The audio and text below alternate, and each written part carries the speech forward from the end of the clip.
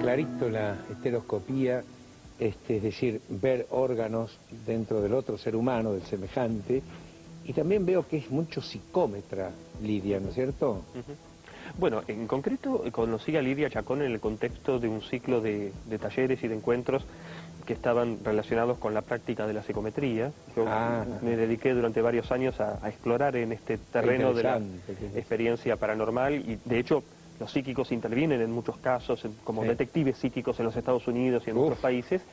Y una habilidad de la psicometría en particular es tomar objetos con las manos, por ejemplo fotografías, nombres y apellidos, a veces una fecha de nacimiento por algún preconcepto astrológico, y también las prendas, un pañuelo u otro objeto, que pertenece a la persona de quien se quiere detectar algún tipo de información.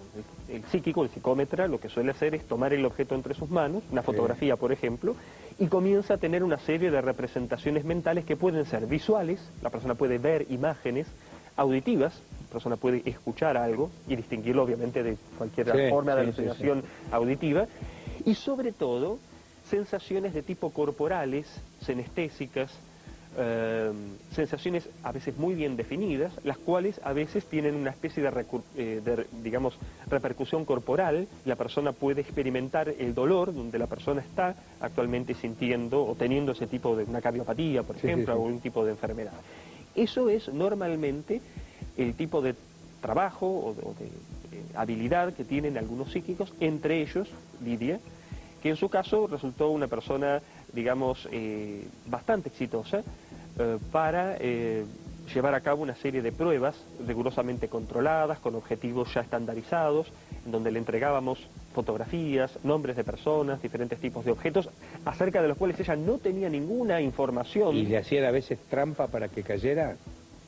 Bueno, ese tipo de test está destinado para dar una respuesta que luego se puede evaluar cuantitativamente o estadísticamente, y ella obtuvo un significativo porcentaje de aciertos por encima de lo esperado por azar, lo cual realmente mostró ciertas aptitudes psíquicas, por lo menos para algunos tipos de pruebas, no para otros, pero para ser justo con este modelo de investigación.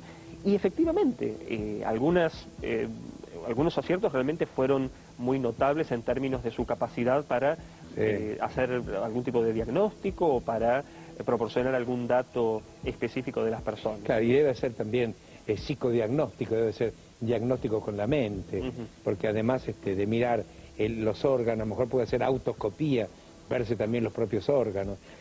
Sobre todo es una habilidad que uno puede ver en dos contextos, en el caso de los psíquicos y en el caso de muchos sanadores, curanderos, en diferentes épocas, han hecho ese tipo de, digamos, de diagnóstico a distancia. Por ejemplo, los radiestesistas, de alguna manera tienen también esta habilidad. Lo que ocurre es que la diferencia entre la psicometría y la radiestesia es que la psicometría normalmente utiliza, por ejemplo, las manos en contacto con el objeto de la persona. Algo de alguna persona. Exactamente, que hace de vínculo, de detonante para obtener ese dato. Y a veces esa misma información se procesa a través de los movimientos musculares del péndulo.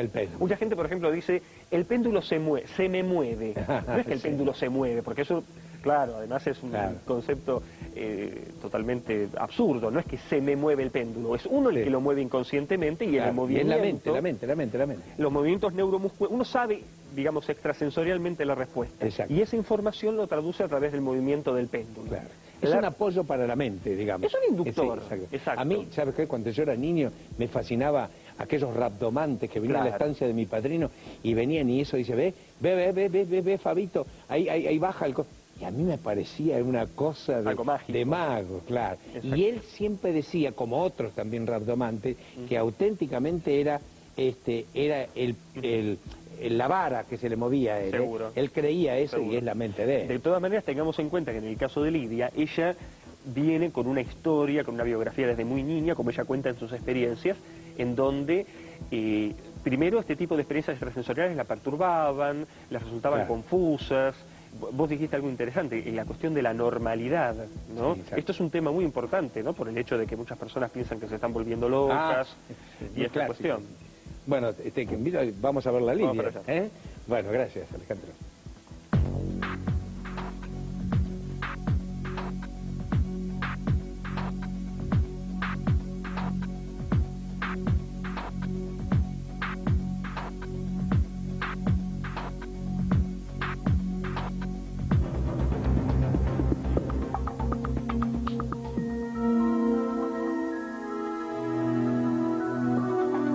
En el punto donde se detiene la ciencia, empieza la imaginación.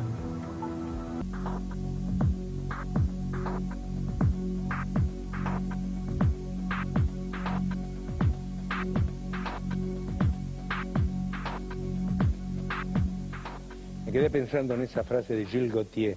Es verdad, ¿eh? Cuando termina la ciencia empieza la imaginación. Y yo me recuerdo de Albert Einstein que sueña una noche y está imaginando supuestamente la teoría de la relatividad. Y tantos soñaron y empezaron a imaginar, porque la imaginación siempre es el motor de la mente para después realizar las cosas.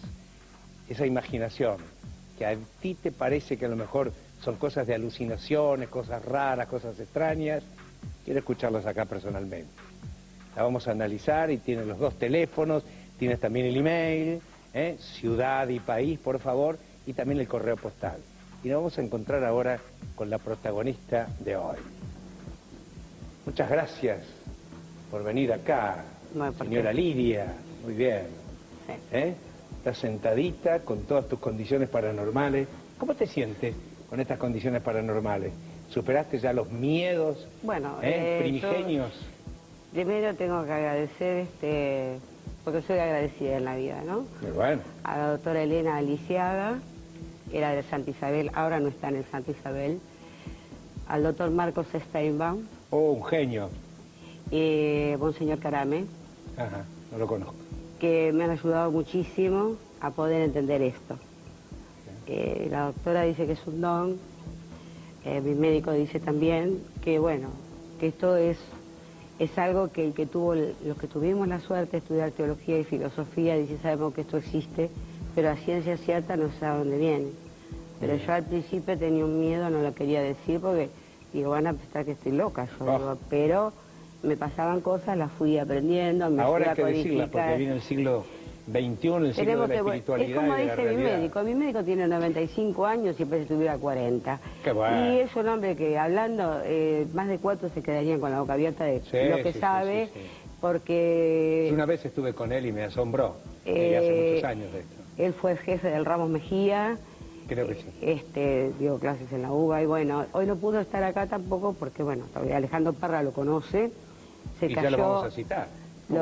se cayó, y bueno, la doctora Aliciaga, que bueno, que es psiquiatra, que no todo el mundo está abierto, me tocó algo que bueno, parece que Dios me hubiera llevado a los lugares y fui a personas idóneas donde yo quería saber qué me estaba pasando. Sí, desafortunadamente la formación actual de la psicología y la medicina, pero sobre todo de los psicólogos, es absolutamente ausente de todo tipo de información vinculada con estos temas. O sea, ausente es la indiferencia absoluta, como si no existiera, ¿no? Exactamente. Y en el peor de los casos, cuando el fenómeno...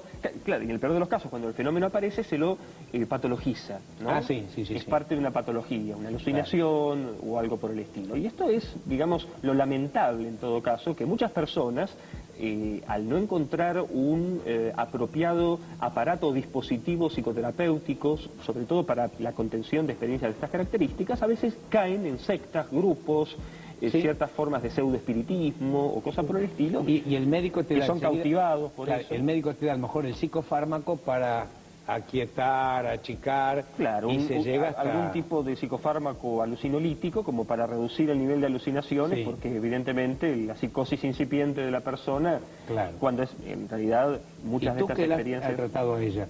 Para nada es psicótica. Es una neurótica como todos somos. Es un poco rara. No, mentira. No, Lidia es una mujer brillante.